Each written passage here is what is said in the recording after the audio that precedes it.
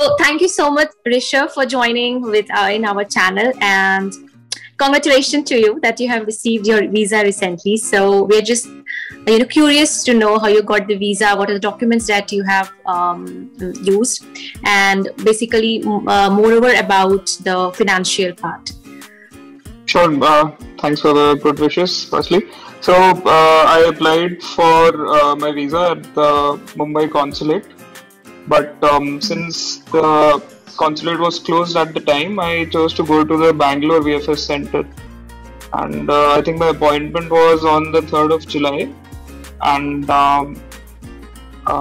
so yeah, the appointment was 3rd of July, and then I think I got a call from the consulate, say last week of July. Yeah, I got a call from the consulate, and they wanted some supplementary clarification. So like they're not really satisfied with the financial statements. They wanted some additional statements from my side, and they were also not convinced of my accommodation status. Even though I had mentioned in my cover letter that the financials were going to take care of the accommodation, because I didn't know. Even now, I don't know if I'll be able to travel, so I don't really want to get accommodation in advance. Yeah, so they told me that you can gather these things, and once you have them, you can email them to us.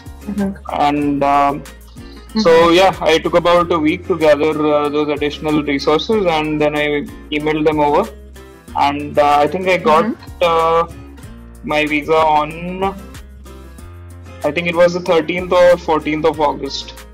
So like maybe 10 days back. Date of applying, which was 3rd of July to 15th of August, say Independence. Approx 45 days.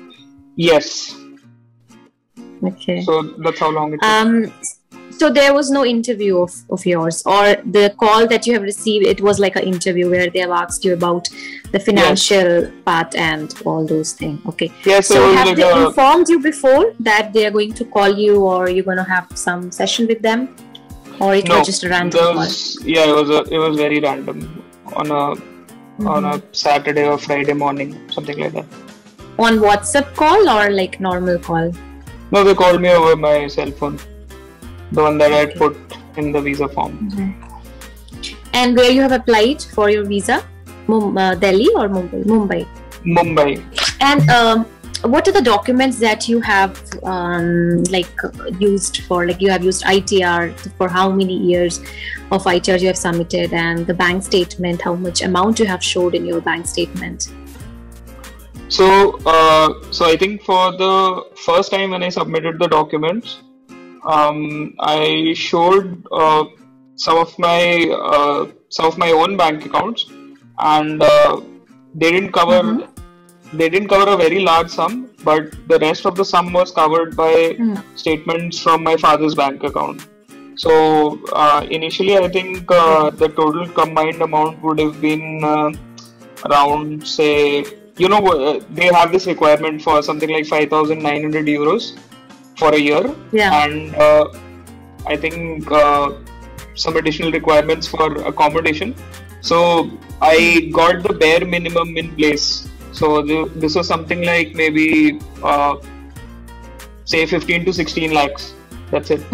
So and since they did not specifically ask for money in bank account that would cover the tuition fees, so I did not really cover for that. So that's why during the call that they made, they asked me how I was going to manage the tuition fees. So the next time I sent them those supplementary bank statements and everything, so I factored in the tuition fees as well. So anyone who wants to get an idea about what amount to show, make sure you cover the tuition fees and bare minimum 6,000 euros that they ask for, and plus accommodation if you haven't reserved one. Okay. And ITR, you showed off your father, right? So your father was the sponsor, or you were in like? Yes. Yes. So since my loan application has been, taking some time, and it's not getting processed on time, and there's been constant delays in that. So for the time being, for the purpose of the visa, my father was the sponsor for the tuition fees and everything.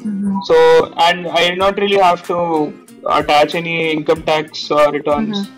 Just the bank statement for the last 6 months. That was it.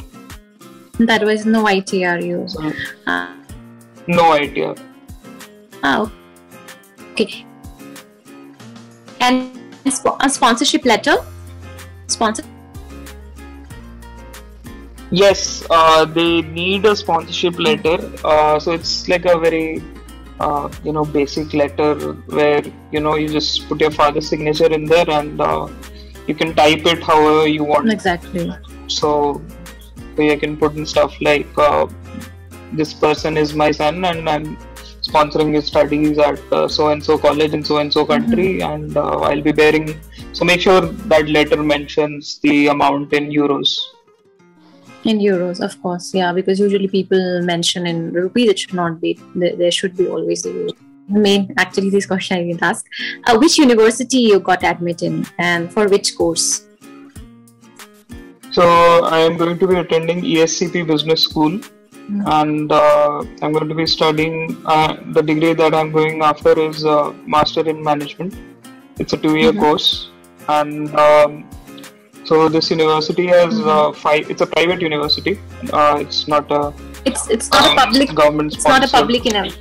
Yeah, it's not a public. Yeah, it's not a public university. Yeah. Is it a costly university, expensive one, or the fees not that much higher? I would say it's an expensive one. Anything you want to add up regarding your all these visa application and interview and your preparation? What things students should should pay attention towards? Any important points? So a couple of things. So firstly, if there's a lot of confusion about the Apostille process and the DOV process, and rightly so, because it has a lot of steps in there. But one thing I want to alert potential students about is that if you're applying at the Mumbai consulate, you don't really need to get your documents apostilled, or you don't even need to worry about DOE and such. It's only for even the consulate at Kolkata does not require these things. Only Delhi requires these things, and these things can take a lot of time. So like plan these things way ahead in time. Something really cool that I found was that if you're generally like a lazy person like me, and you don't really do a lot of research beforehand, even though you should, I totally advise that you do that. But if you're a person like me, and you seem overwhelmed by the visa process at VFS and everything, so just show up at VFS and make sure you have like say 95-98% of the documents with you, and opt for the premium lounge at VFS. What that does is that they won't turn you away for lack of documents. They'll give you some time to arrange those things. They'll even advise you what's wrong, what's incomplete, and it costs around 3,500. Yeah, they were important actually. In fact, the Apostille one that you just informed right now, for the university when you will come here in Italy for the enrollment, at that time you need the DOV, Declaration of Value, the original one that they will keep. Yes, so yes. I think one thing that I forgot to mention was that.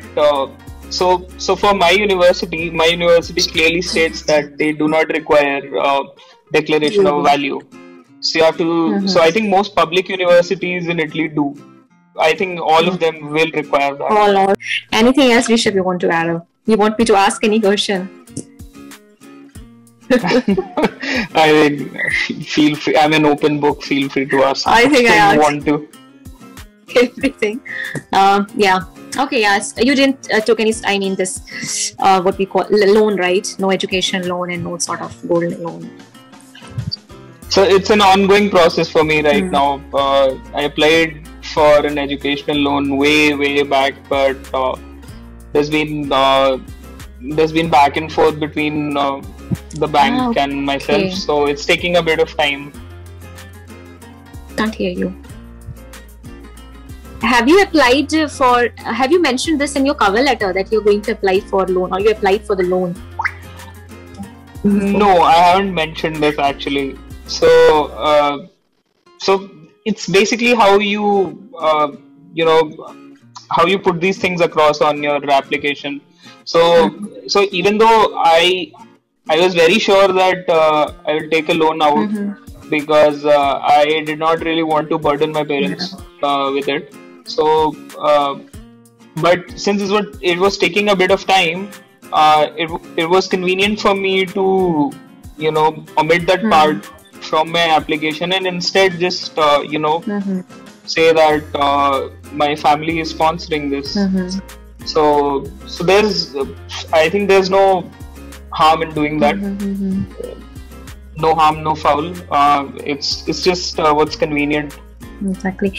And yeah, a few last things about insurance and about your flight. You didn't say you haven't still booked flight because of course there's no availability. No, I did book. I did book my flights, and I think my flight was scheduled for the 26th of August, which is tomorrow, I think. But I've I've put them on hold, so I can rebook them again until some date in October or something. So basically, before that date, I can rebook that. And how much you paid for your flight ticket? So, so my flight was with Lufthansa, New Delhi to Turin via Frankfurt. So Frankfurt was a layover. So I think it cost me around 32,000, and So yeah, another thing that I want to mention here is that good thing that you spoke about flights. So Lufthansa has this thing called Generation Fly, which is an offer for students. So what they do is that they won't really lower your fare or anything, but what they do is you can take another bag weighing 23 kgs. So you already have 23 kgs, you can get additional 23 kgs for no extra charge. So that's really nice because students need to take a lot of luggage with them. Same is something with the Indian Airlines. They also give for the students extra luggage. Okay, yeah, I think that's it. We have covered all the topics. Let's see if the viewers, they have any questions, they can just ask in comment and maybe we can help them regarding their questions. So yes, Rishabh, thank you so much. So guys, thank you so much for watching Travel with Megh. Bye. Ciao, ciao.